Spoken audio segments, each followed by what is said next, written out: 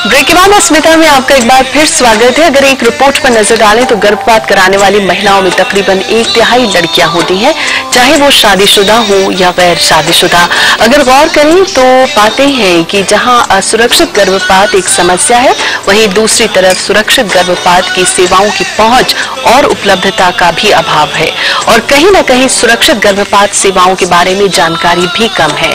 PNDT act कितना कामयाब रहा, एमटीपी में क्या खास प्रावधान है, वहीं खुद डॉक्टर बन जाना कितना बड़ा रिस्क है, जानते हैं अपने पैनलिस्ट से। डॉक्टर नौज़ेर, अगर हम असुरक्षित गर्भपात की ही बात करें और अंजलि जी ही की बात को अगर हम आगे बढ़ाएं, उपलब्धता और अभाव की बात करें, स्वास्थ्य सेवाओं की पहुंच की बात करें, कैसे आंकते हैं आप?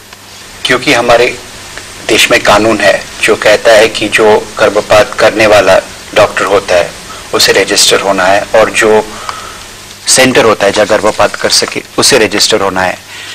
एक तरह से ये कानून जो पहले एक अच्छे कारण से बनाया गया था, एक बैरियर बन गया। अच्छी बात है कि 2002 में हमने जो पहले अमेंडमेंट्स किए उसमें एक बहुत बड़ा एडवांस हुआ था, जिसमें पहले 3 महीने के गर्भपात और चौथे और 5वें महीने के गर्भपात को अलग किया गया। अभी हम सेंटर को सिर्फ पहले 3 महीने के लिए रजिस्टर कर सकते हैं। तो अभी हमारे देश में शायद 9 या 10 हजार सेंटर है जहाँ गर्भपात हो सकता है हमारी इतनी बड़ी आबादी के लिए। लेकिन अगर ये अमेंडमेंट हुआ है और दूसरा अमेंडमेंट हुआ है जिससे उसका रजिस्ट्रेशन डिस्ट्रिक्ट लेवल पे हो जाता है, तो बहुत ज्यादा पहुंच हो सकती है सुरक्षित गर्भपात की।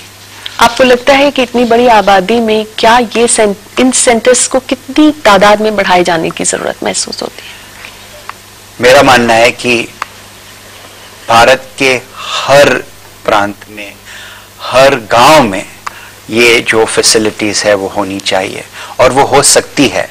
और वो हो सकती है क्योंकि अभी ये जो दूसरा बड़ा एडवांस हुआ है 2002 में, जो हमने दवाइयों के साथ गर्भपात करने की जो टेक्नोलॉजी हमारे देश में हमें एक्सेप्ट की है, उससे तो सचमुच में ये हर जगह हो सकता है अगर हम इसे लागू करना चाहे तो।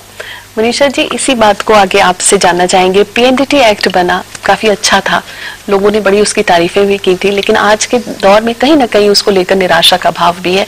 आपकी नजर में, क्योंकि आप काम कर रही हैं, मंत्रालय के साथ हैं, कितना कारगर रहा है? साथ ही अगर हम एमटीपी की बात करें तो किस तरह से वो जो डॉक्टर्स हैं उनको प्रशिक्षित करने का काम सरकार द्वारा किया जा रहा है? जहाँ तक पीसी एंड पीएनडीटी एक्ट का सवाल है, इसका इंटेंशन तो यही था कि रेगुलेट किया जाए सेक्स सिलेक्शन को, और जो सेंटर्स जेनेटिक काउंसलिंग वगैरह करते हैं उनको रेगुलेट किया जाए। अब सवाल उठता है कि हेल्थ एक, आपको मालूम है कि एक स्टेट सब्जेक्ट है, कि स्टेट्स इस एक्ट को किस तरीके से लागू करते हैं। अब ये नहीं कह सकते कि सब स्टेट्स इसमें पिछड़ गए हैं। अब आप देखिए कि जो नॉर्थ की स्टेट्स हैं, जैसे दिल्ली ले लीजिए, पंजाब ले लीजिए, हरियाणा ले लीजिए, यहाँ पे जो सेक्स रेशियो था वो बहुत खराब था। पर क्योंकि पंजाब हरियाणा जैसे स्टेट्स, आप लेटेस्ट सेंसस की अभी जो रिपोर्ट आई है उसको आप देखिए, तो उन्होंने इतने एफर्ट्स डाले इस एक्ट को लागू करने के लिए कि उनका सेक्स रेशियो काफी हद तक अच्छा इम्प्रूव हो गया। और जो बाकी स्टेट्स हैं, जैसे JNK है, जम्मू एंड कश्मीर है, राजस्थान है, यूपी है, बिहार है, इसमें कुछ सेक्स रेशियो खराब ही हुआ है, क्योंकि इन लोगों ने कभी उस कमिटमेंट से इम्प्लीमेंट नहीं किया। तो ये नहीं कहा जा सकता कि ये सेक्स रेशियो को हम इम्प्रूव नहीं कर सकते।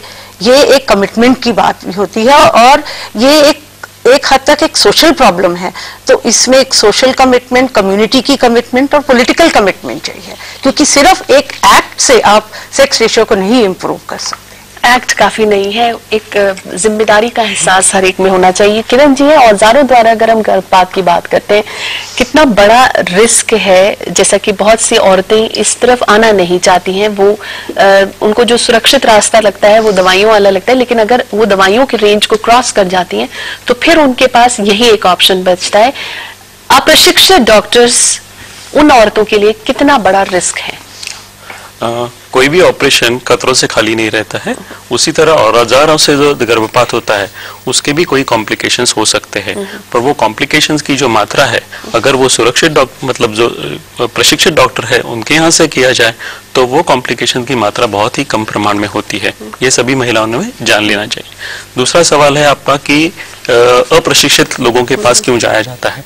तो किसी भी महिला जब किसी के भी पास अबॉर्शन के लिए जाती है तो उसको ये चीज होनी चाहिए कि ये तुरंत हो, इस पे मुझे कोई सवाल ना पूछे, इसे मुझे कोई मॉरल लेक्चर ना दे कि ये तुमने क्यों किया है, ये ऐसा नहीं करना चाहिए, तुम इतनी छोटी हो, ये क्यों हुआ, ऐसे मुझे कोई लेक्चर ना दे, ये तुरंत हो, यानी मैं 9 बजे जाऊं और 10 बजे घर आऊं और सिर्फ और इससे ज्यादा इसके आगे कुछ खतरा ना हो। ये 3 या 4 क्राइटेरिया जो कोई डॉक्टर फुलफिल करता है वो उनके पास जाती है, अब वो चाहे प्रशिक्षित हो या अप्रशिक्षित हो। ज्यादातर ये देखा गया है कि अप्रशिक्षित लोग इसमें ज्यादा क्वालिफाइड रहते हैं क्योंकि वो कुछ सवाल नहीं पूछते हैं, वो आते हैं, पेशेंट से पैसे लेते हैं और अबॉर्शन करवाते हैं। तो ये बहुत बड़ा खतरा है ऐसे महिलाओं के लिए। इसमें 2-3 चीजें खतरे के लायक होती है। एक तो ज्यादा रक्तस्राव होना, कि अबॉर्शन के बाद जब औजारों के द्वारा अबॉर्शन करते हैं तो उसके बाद ज्यादा रक्तस्राव होता है, उसकी वजह से एनीमिया या इन्फेक्शन भी हो सकता है। बच्चेदानी का इन्फेक्शन ये सबसे सेकेंड मोस्ट डेंजरस प्रॉब्लम है जिससे पेल्विक इन्फेक्शन हम बोलते हैं। और तीसरा, कोई केसेस में ऐसे देखा गया है कि असुरक्षित अगर गर्भपात किया जाए तो आगे चल के बांझपन भी आ सकता है।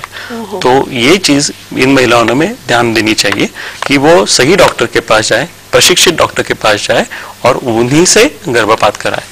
कहीं ना कहीं ये बांझपन वाली बात जो है ना, ये बड़ा ज्ञान चक्षु खोलने जैसी बात है हम लोगों के लिए। तो ज्योति जी हैं खुद डॉक्टर बनना, जैसे बहुत सी औरतों की आदत होती है कि खुद जाती हैं, दवा केमिस्ट उनको बहुत आसानी से उपलब्ध होता है, दवाएं लेती हैं, आ जाती हैं। तो खुद डॉक्टर बनना कितना बड़ा रिस्क है, और बिना डॉक्टरी पर्चे के इस तरह की दवाइयों को बेचा जाना केमिस्ट द्वारा क्या सही आपकी नजर में? जहां तक खुद डॉक्टर, इसको लेकर आप लोगों की क्या जागरूकता या किस तरह से आप एजुकेट कर पा रही हैं औरतों को? जैसा कि मैंने पहले बताया, पीएसआई जिस संस्था में मैं काम करती हूँ ये जागरूकता फैला रही है कि एक तो अबॉर्शन लीगल है, दूसरे अबॉर्शन के तहत क्या सुरक्षित गर्भपात है, उसके लिए ट्रेन्ड और सर्टिफाइड प्रोवाइडर्स के पास या डॉक्टरों के पास जाना जरूरी है। लेकिन ये भी कड़वा सच है हमारे देश में कि 80% दवाओं द्वारा गर्भपात जो दवाएं दी जा रही हैं वो फार्मेसीज या केमिस्ट करते हैं। और जब औरतें खुद ही डॉक्टर बन जाती हैं या किसी अप्रशिक्षित जगह से दवाएं लेती हैं तो उसको उसका सही प्रोटोकॉल या सही डोज मिकदार बिल्कुल नहीं ले पाती हैं और जो सावधानियां बरतनी चाहिए वो नहीं बरत पाती हैं, और ये दवाइयां 100% नहीं काम करती। बहुत प्रभावकारी हैं, 95 to 98% इफेक्टिव हैं, लेकिन अगर 2 to 5% में फेलियर होता है तो उनको प्रशिक्षित डॉक्टर के पास जाकर उसे औजारों द्वारा निकलवाना ही पड़ेगा। तो अगर ये उन डॉक्टरों के पास या उन फेलियर का परसेंटेज कितना होता है? 95 to 98% इफेक्टिव हैं ये दवाइयां। बट जिनका कुछ कारणों से ये अगर फेल हो जाती हैं तो उसे औजारों द्वारा ही वो गर्भ का समापन कराना चाहिए। तो इसलिए बहुत जरूरी है कि किसी प्रशिक्षित डॉक्टर से सलाह लें और उनका गर्भ कितना, क्योंकि गर्भ का 7 हफ्ते के अंदर या 9 हफ्ते के अंदर ही ये इफेक्टिव होती हैं, अगर उससे ज्यादा है तो वो उतना ही अनइफेक्टिव होता है। तो उनका गर्भ कितना बड़ा है ये इसका जांच करवाएं, वो ले सकती हैं मेडिकली कि नहीं ले सकती हैं इसके बारे में उन्हें जानकारी मिलेगी। किन चीजों को उन्हें सावधानियां क्या क्या बरतनी है इसको लेने में, इसकी जानकारी मिलेगी।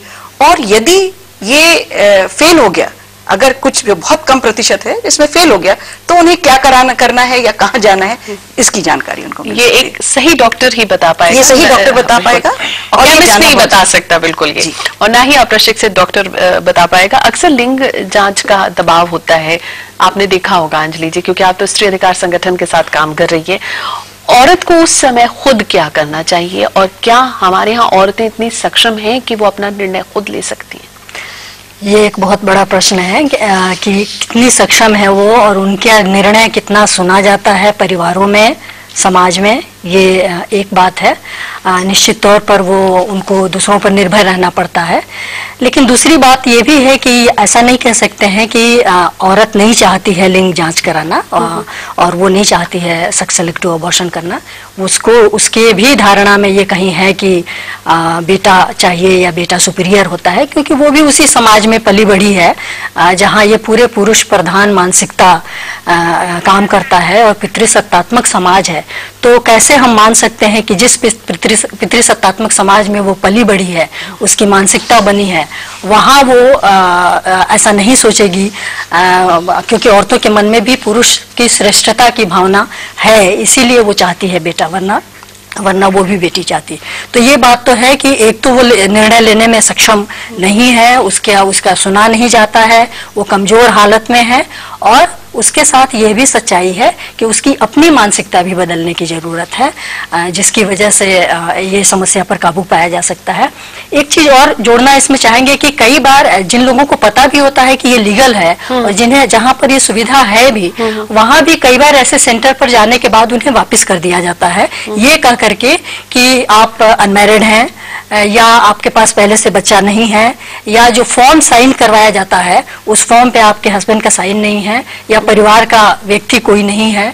तो इस तरह के जो ढेर सारे सवाल होते हैं जो जिसके तरफ आप इशारा कर रहे थे, उन सवालों से बचने के लिए भी लोग असुरक्षित तरीका अपनाते हैं, क्योंकि ऐसा कानूनी रूप से ऐसा कोई जरूरी नहीं है कि परिवार के लोग हों वहाँ पे और वहाँ उस फॉर्म पे साइन करना। लेकिन हमारे यहाँ के जो जिस तरह का मेंटल सेटअप है उसमें ये जबरदस्ती लागू कर दिया जाता है, तो जिसकी वजह से वापस उसका झंझट मोड़ना नहीं चाहते हैं लोग, और फिर दवाखाना या केमिस्ट से लेकर के करना, ये सारे प्रैक्टिस करते हैं। एक चीज और जोड़ना चाहेंगे कि 12,000 का आंकड़ा आप बता रहे थे, मैंने जितना पढ़ा है कि 15,000 से 18,000 के आसपास औरतें हर साल मरती हैं। इस मतलब आधिकारिक आंकड़ा वो होगा आपके पास, पर ये इस तरह के आंकड़े हैं क्योंकि सारी चीजें दर्ज नहीं होती हैं। बिल्कुल, जो दर्ज नहीं हुए केसेस वो कितने हाँ, वो केसेज भी हैं, और ये इसलिए ये ज्यादा गंभीर समस्या है। गैर शादीशुदा महिलाओं में प्रेगनेंसी को समाज में अच्छी नजर से नहीं देखा जाता।